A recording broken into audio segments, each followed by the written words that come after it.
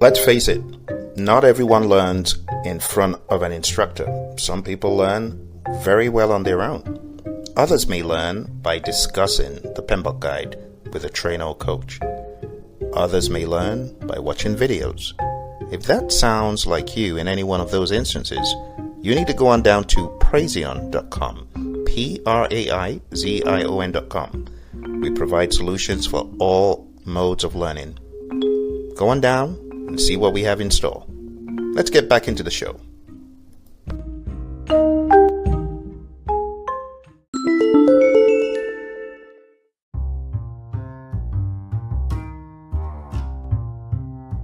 Hello, and thank you for joining me on the PMP exam radio show today. Today we have an episode that needs your full attention. So if you are driving, this will probably need you to park for 10-15 minutes and take this quiz, or take it when you are stationary.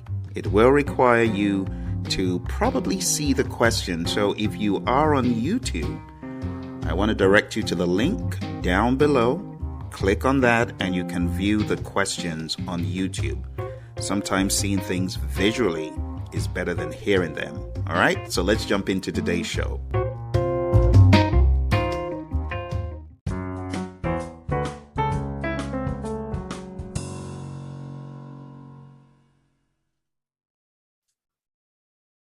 Welcome to part 2 of the Project Management Masterclass preview.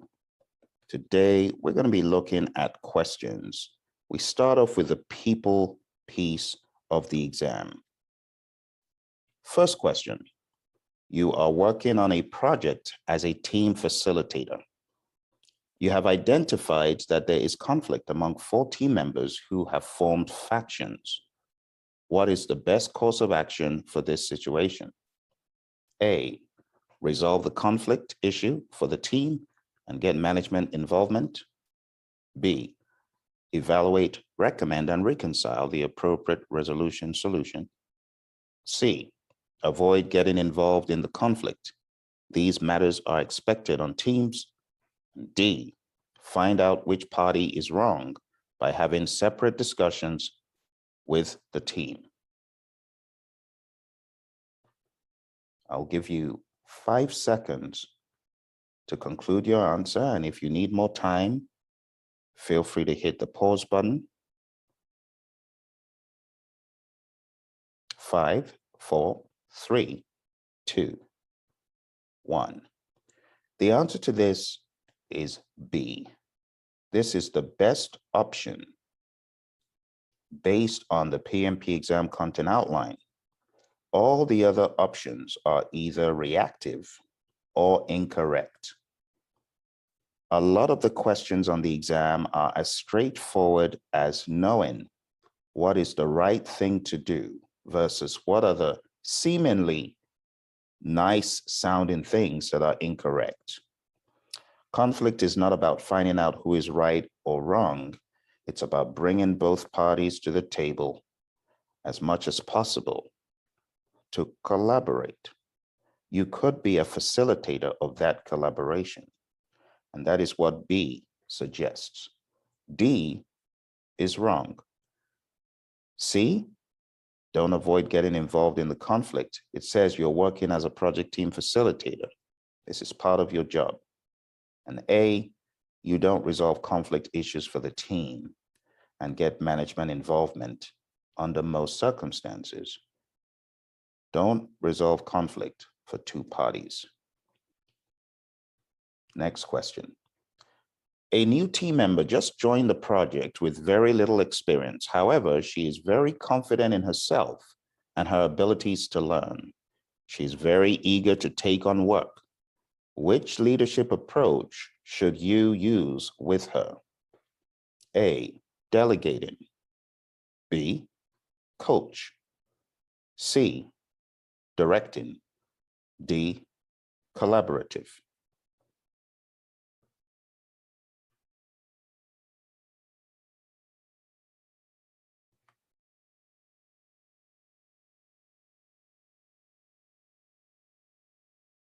Five, 4, 3, 2, 1. If you need more time, hit the pause button. The answer to this question is based on the Hersey-Blanchard situational leadership model. And in that model, we have 4 quadrants: bottom right, direct; top right, coach; top left, participative or supportive type of leadership; and the bottom left, delegating.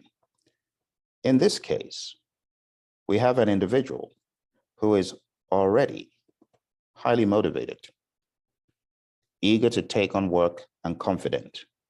Therefore, this individual needs a lot of direction because they have no experience, but they don't need a whole lot of support. For that reason, we would choose the directing style. The answer to this is C.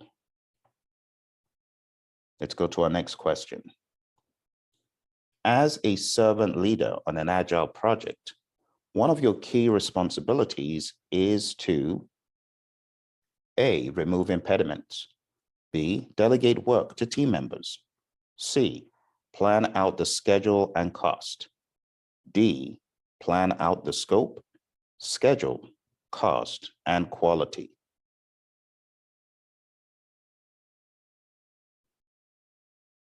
Hit the pause button if you need more time. 3, 2, 1. Taking a look at the question setup, as a servant leader, one of the key things you do is remove roadblocks.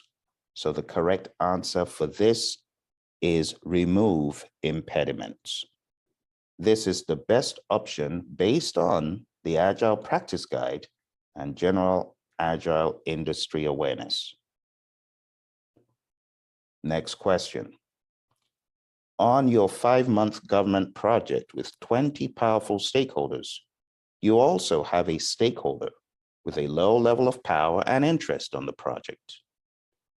What should you do next with this stakeholder?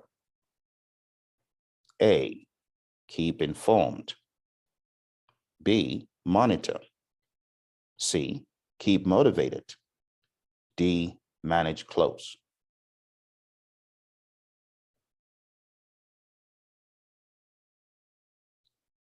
Hit the pause button if you need more time. Countdown.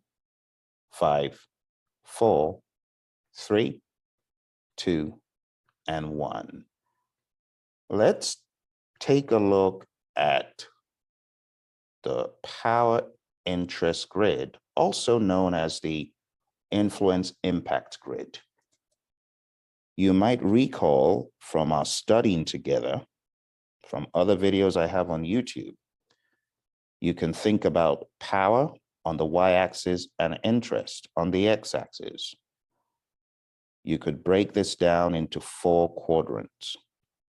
Stakeholders with a low level of power and a low level of interest, you need to monitor. Low level of power, low level of interest. Monitor them because they could change as the project evolves. Stakeholders with a high level of power and a low level of interest, you want to keep satisfied. Stakeholders with a high level of power and a high level of interest, you want to manage close.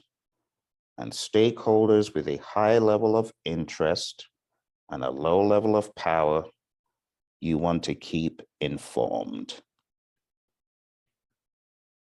Therefore, the answer to this, a low level of power and interest, is monitor B.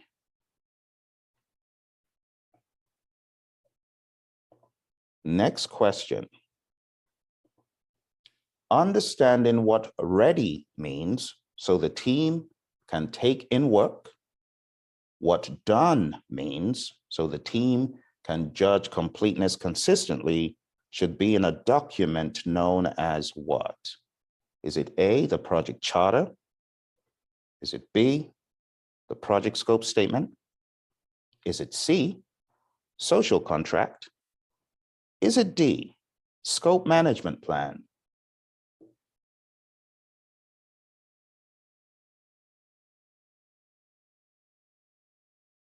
Five, 4, 3, 2, and 1.